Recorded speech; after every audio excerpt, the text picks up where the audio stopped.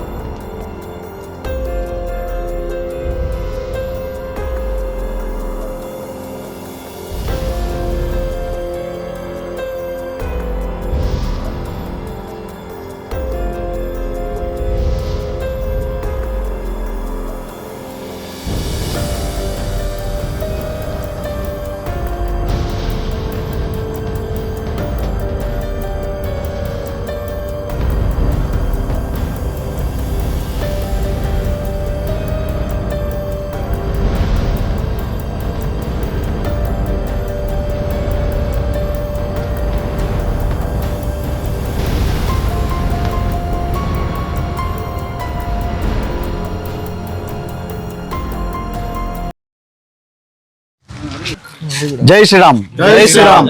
ಇವತ್ತೇನು ಚಿಂತಾಮಣಿಯಿಂದ ಮುಳಬಾಗಿಲು ಕಸಾಯಿಖಾನೆಗಳಿಗೆ 48 ಕರುಗಳನ್ನ ಲೋಡ್ ಮಾಡ್ಕೊಂಡ್ ಬರ್ತಾ ಇದ್ದ ಅಬ್ದುಲ್ ರಹೀಂ ಮತ್ತೆ ಆಸಿಫ್ ಅನ್ನೋನ್ನ ನಾವು ಗಾಡಿ ಸಮೇತ ಅಡ್ಡಗಟ್ಟಿ ವಿಟ್ಲೇಶ್ವರ ಪಾಳ್ಯದ ಬಳಿ ನಿಲ್ಲಿಸಿ 48 ಕರುಗಳನ್ನ ಕಾಪಾಡಿರ್ತೀವಿ. ಅದ್ರಲ್ಲಿ 3 ಸತ್ತೋಗಿರ್ತವೆ.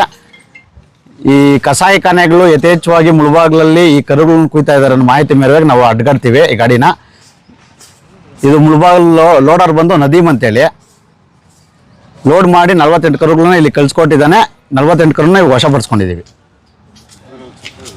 ಅದ್ರಲ್ಲಿ ಸತ್ತೋಗಿರೋದು ಬಂದು 3 ಸತ್ತೋಗಿದ್ದಾವೆ, 12 ಅಸ್ವಸ್ಥವಾಗಿದ್ದಾವೆ.